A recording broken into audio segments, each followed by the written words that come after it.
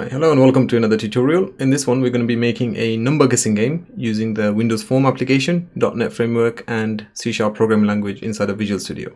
So I just wanted to show you a quick demo of what this app is going to do. So if I just click on Start in Visual Studio, it should debug the program for us.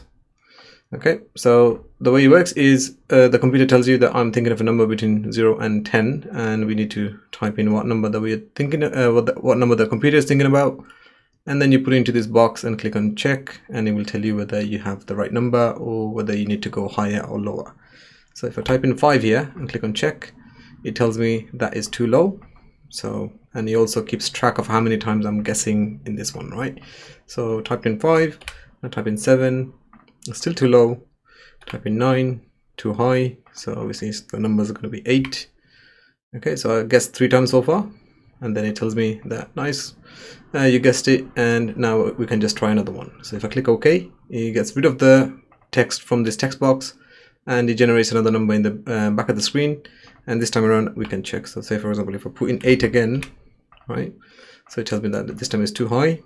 Type in 6, let's go to 4, maybe 2, really, okay, maybe 1 or 0. Nice. Okay, so this time it took me 5 tries. Okay, and then you can click OK. In this tutorial, we're basically going to be covering how to use the components and interact with them by linking the events and so on to the objects, right? And how to actually communicate between the labels and C# and how to change text around and stuff like that. So hopefully this one will be a good building block to rest of the course that we're going to be doing together. So let's go ahead and try and make a new project. In your Visual Studio 2019, in the project folder, just click on create new project. You can find the Windows Form .NET Framework under the C# programming language, and if you have used it before, it should show up on your recent project templates as well. All right, and let's go and try and save that. So now we just need to name this project to number guessing game, and then click create. Alright, so this is the empty project that Visual Studio has created for us. Right now you have got your Solutions Explorer right here. This keeps track of the files, the resources, and any scripts and forms that we are using. So this is like sort of like a file explorer for your project. Right, we also have like a team explorer that's only needed for if you're collaborating with another team, and you can connect it to your Azure server. And more importantly, this is the properties one. So I have got mine on auto hide because it does, open up the space on the screen quite a bit. But I think I'm going to leave the properties one and the Solutions Explorer open. Okay, because these are the two things that we probably need to keep an eye on. Right, so that's on the right side of the screen, and on the left-hand side, you have got your Server Explorer, Toolbox, and Data Structure. So the main thing that we're possibly going to be using all the time is going to be the Toolbox. So if you want to keep that pinned to the side as well, so that way both sides got stuff that we actually need for this course. Okay, so the way the Properties Explorer works is that whenever you have a component selected, it will have all the options that you can change for that component in this window. Right, so right now I've only got the form, so once I got click on that, you should just select that, right? And if I add a button here right now, you'll see that it changes that from form to button 1. So instead of form 1, right, you also have a little drop down menu here that actually allows you to check how many components that we have. So if I copy and paste this button a bunch of times on the screen, okay, so right now I've got about 22 buttons there. Okay, and say for example, if everything's all jumbled up together, which you never should do really, right, and you need to look for a component, you can always come to the drop down menu here and you'll see all the components that are available in this form. Okay, so that way it's a lot easier. One other thing to remember is you'll notice that we always have a name on each of the components. Okay, so this one's called button 10, this one's called button 18, and there's your button 1. So it's always a good idea when you are working on a large project, or even any project really, it's a good principle to always name your projects, name your components appropriately. So if you do have multiple labels and text boxes and buttons and check boxes and radio buttons, it's always a good idea to name them. Otherwise you'll end up with a situation where you got a bunch of stuff that are named between generically button 1, button 2, or label 1, label 2, label 3, and so on. Okay, So what I'm going to do is I'm going to undo all of this. Okay, and then just keep the one button here, right? So if we just now name this button to btn check, right, you notice the button name changes over here as well. So that means now we have something called form 1 and a btn check. Okay, so I'm going to make this button slightly bigger, place it here. You also have a option for text. Okay, and then just type in check here, the capital H. All right, so we're going to need a few labels and a text box. So let's put the text box in first. Okay, so the text box goes here. I can make it slightly bigger, and you also have, so as you can imagine now, we have got the text box, form, and the button, right? So the text box, the same thing again, we can name it. All right, so you can say txt enter number. Okay, so that's going to be the text box. We also have the option for the font, so we can actually make the font bigger. So bold 16 is fine, so it looks a bit more appealing. And we don't want the text to be on the left, right? So we want the text align to be on the center. Okay, so it's on the center of the box. Okay, let's go and get 2 labels. So we need one label for here, and we need one label over here. All right, so this one's going to be the question one. So let's go and put that in here first. So say, I am thinking of a number between, and then that, and this one here is going to be you guessed 0 times. Okay, so this one here is going to be larger than the other one. So let's go and make that first. So if I go bold and say, for example, 20, it's a good number. Yep. So I'm just going to move it over here because the numbers are going to be added here from the C# code. And this one we can possibly make it to 10. So whenever you choose the font option, there's a little 3-dotted button here, right? So you can click on that and that'll take you to this window. Okay, so with that now being done, right, we are sort of ready to start on the C# code. But before that, I'd like to change the text, so the title of this one, so it still says form 1 on there. So maybe change that to number guessing game. Okay, so that way, whenever you do run it, it should show up as a number guessing game. So before we go into the C#, I just want to run this one so actually see if it works. So you have 2 ways to run a program in Visual Studio.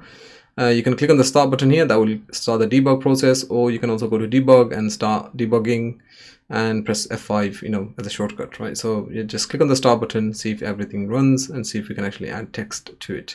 So in here we have got the option to add the text, and also add the text here. It shows up in the center, labels are working, buttons here, and the title showing up here as well. That's great. Okay, so what we're going to do now is we're going to need one event that's linked to this button. So you can quite easily double click on this button and it will add the link to it automatically, but it's a good idea to sort of explore how events are added. So inside your properties window, you also have this little bit lightning bolt icon that takes you to the events manager, right? So you got your properties here, you got events here. So that's for any of the components here. So always make sure you check the name to make sure that you're adding the events to the right one. All right, obviously we can click and select it and then check that, or you can also go and check it here. So see, whenever we select one of them, it will automatically select that component from the list. Okay, so we're going to go to button check again, go to the events. Under the click one, we're just going to say check number.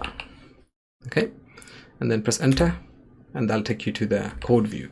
Now the code view here is linked directly to this form. That's why it says form 1 CS, right, on both of those. And this one says design, and this one says the actual C# script that we're going to input, right? So the designer is what holds all the initial components in there. So the reason we have this constructor running is because when it goes to initialize component, it actually loads up all the default Windows components such as buttons, labels, text boxes, and so on, and it allows us to use it and manipulate the values from there. Okay, so for this app,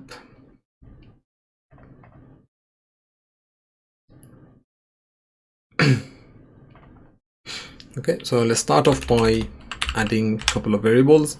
So first one we're going to need is a random. So we need to generate a random number between 0 and 10 or 0 and 9. All right, so let's go and call this one random number. Equals new random. So what this line is doing is calling the random class and creating a new instance of the random class to be used in this program. So whenever you see something like this that says random, that's the class, that's the name of the object in this case. So that's the type, that's the name, and then obviously this is the link to, so he's making a new copy of this class and he's going to save it into this name here. Okay, so let's go and make a couple of integers. So integers are basically whole numbers, so you can't have a decimal point. So it goes from 0 to whatever, or you can have -0 to whatever as well. They all do have limits. You can look up the Microsoft website for the limits on the integers, but the kind of program that we're making, we're not gonna hit the limit by any means. Okay, so let's go and create a integer called number, and we're gonna set this one to 0. Create another one called guesses and set that one to 0 as well. Okay, so these are all three of these are global variables. That means that any function or event in this entire program will be able to access it. All right, so the difference between the global and the local ones is global ones are outside the functions but still inside the main class, but the local ones are inside the function. Thus it makes it harder for, or near impossible for, the other functions to actually access that variable which is inside the function. We'll have a look at one example of that in this app. Okay, so with that being done, let's go and make a customized function that's going to generate the random number for us. Okay, private void load questions, let's call it, and then instead of this, and now we can say number is equals to random number dot next. So the random class has a next function that generates a number between two different values. So you have to give a minimum value and a maximum value. So in this case, the minimum is 0 and the maximum is 10. Okay. So remember when I said it's very important to name these. So if you notice that I've named this one and this one, but I haven't named this one, this label and this label. The reason is because we need to, it'll be a lot easier for me to show you the example on how it can cause problems with bigger applications if you don't name them. So at the moment I got only 2 labels, but that's fine. So right now I can go here and type in label 1.text and then change something. But it's always a good idea for readability's sake to actually name these labels and name them to something that is uniquely identifiable to that. So one of the good ways to do this is if I go here and instead of label 1, if this one says LBL question, right, then I know that this label here that stands for the LBL, and then the question in the end is going to be, so because that one is going to show the question on there. All right, so right now, and then this one here is going to be LBL guessed. Okay, so we know that this one is going to show how many times we guessed and that information on here. Okay, so if I type in here right now, LBL question dot text equals to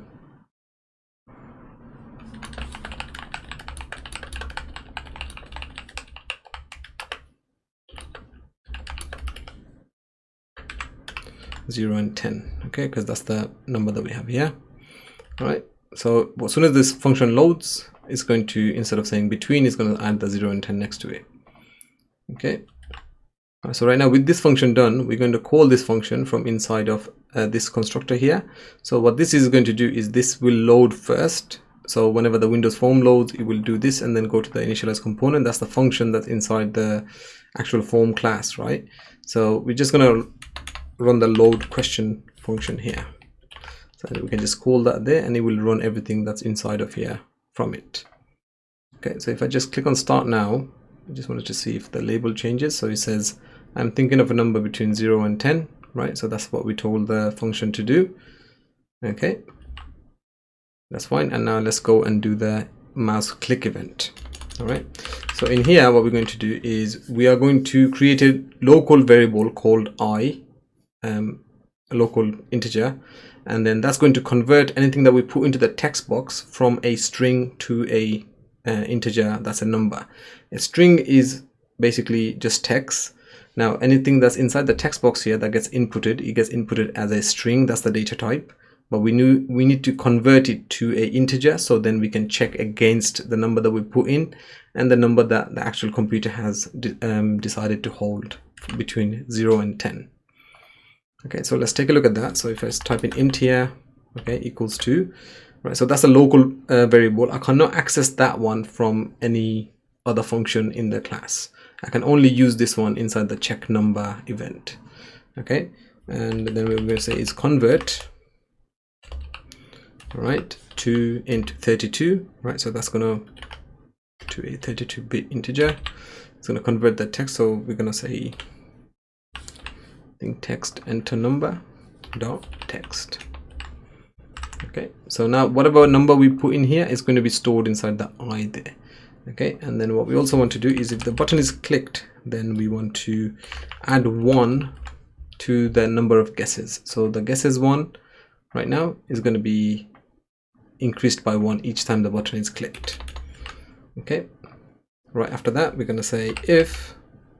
So what I've done here is in Visual Studio it actually helps with typing. So if you type in if and then press tab twice, it actually finishes that and it does the brackets for you as well. So one of the important thing to notice is that after the if, you have got the 2 small brackets. If I can zoom in here a little bit more so we probably see it better. Okay, so you got the 2 small brackets there and then the 2 curly brackets after. Okay, so inside these 2 small brackets you're going to put in your condition. So if it's raining outside, take an umbrella is going to go in here, and this one here is going to say if raining, right? So if raining is true, take an umbrella, else if it's not true, then you don't have to take an umbrella or something like that. So the brackets are very, very important because the first one holds the condition, second one holds the instruction if that condition is true, and then you can also put in an else if that is not true. Okay, so let's go and try this one. So I'm going to say I is equals number. Okay, so inside the if statement we can't do a 1 equal sign to say if I, so that's going to throw an error here just to say the expression to evaluate, right? So we have to put in a equals means is the value of I, the one that we entered into the text box, and the value of number, the one that's the computer is guessing at the moment between 1 and 10 inside the load questions function here, right? If both of those are correct, then what we can say is message box dot show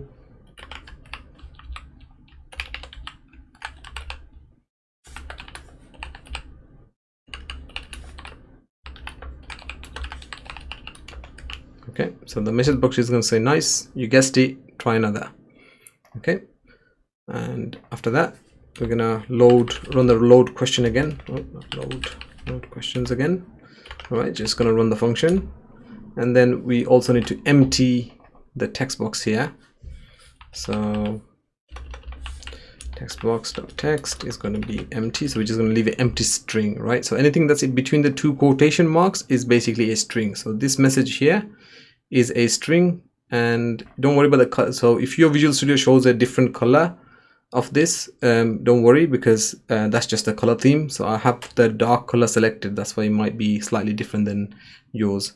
But if it's as long as you got the syntax is right, I wouldn't worry about the color theme and so on.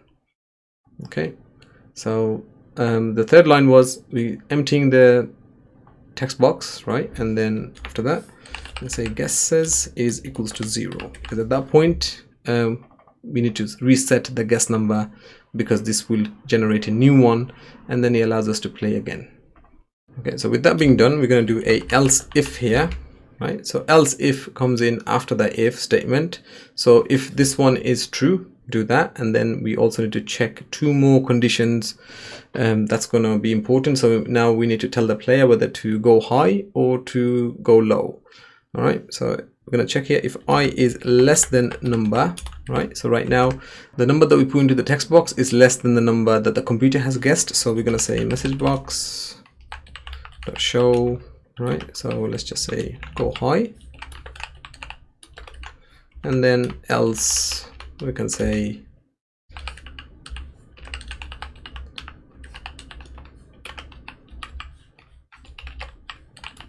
go low. Actually, we can just say go higher, and go lower would be better. Okay, so right now we have got the function pretty much finished, right? So we are creating a local integer called I that's converting the text string from enter text, the text box, and converting into integer and saving into the I, increasing the guess by 1 because the button has been clicked. And then if once the button is clicked, if the number I and the number that's the computer generated is exactly the same, then we show a win message, load up the next question, empty the text box, reset the guesses. If that is not true, then the second condition that we're going to check is if I is lower than the number, then we're going to tell the player to go high. If the number, now in the else one, we don't need to put in if I is greater than the number because that's the only other condition that's left, right? So if the number is higher, then we're going to say go lower. Okay, so if you want to give this one a go and click on start here. Okay, so it's getting a number between 0 and 10. So let's just put in a number. So I say 6. So it tells me to go lower. Okay, so I say 4, go lower still, go 2, go lower still, and then put 1, go lower, 0. Yep, I guessed it, and then try again. Okay, so it is working, but only thing that we are missing at the moment is the guessed one is not showing or updating anything. That's because we haven't told it to update anything, right? So what we're going to do is there's 3 if statements here. We are going to leave those where they are, and just under the guessed number here, right? So the guessed plus equals 1. I'm just going to make a new line, and in here I can say lbl guessed, right? Dot text. Oh, didn't spell it right. Equals you guessed, and then I need to do a space here, right? And then do a plus. Okay, do another plus, and then here do a space, and then say times, right? So these spaces will actually space out the other one. Otherwise, if we just don't leave those, then it's going to be all jumbled together into one line. Okay, so what we've done here is we calling the lbl guessed label, changing the text from that, and we putting some predefined text inside of this one, and then linking the integer in the middle here. Okay, so whenever you do something like this, make sure you use the plus sign, so that actually joins on both ends. So if I didn't have this end, I would only need the 1 plus, and that would show it at the end. But because I have another string in the end, I need to put another plus to it, and obviously if you don't have the plus, it will throw an error. But it's best to check these things before we actually run it. All right, so right now if you run the program, okay, let's try and put in 5, go lower. It tells me I guessed 1 time. 3, go lower still, go to 1, go higher, and then go to 2, and click on check. Now you guessed it, try another, and then it should. So right now it still shows that 4 times there, so we might need to change that. So if I go here, click on 2, it tells me 1 because it changes it from 4 to 1. Well, it still shows up the 4. So I think what we might do is, okay, we can copy and paste this one into here on the bottom as well. So when the actual guess numbers is reset to 0, it should be reset to 0 for this. Okay, otherwise it's just going to update it there. Okay, so if I try that now, click on 5, says go lower, click on 2, lower, go 1. Okay, I guessed it. So now it shows 3. So if I click OK, it should go back to 0. Okay. I hope you enjoyed this video, and I will see you on the next one.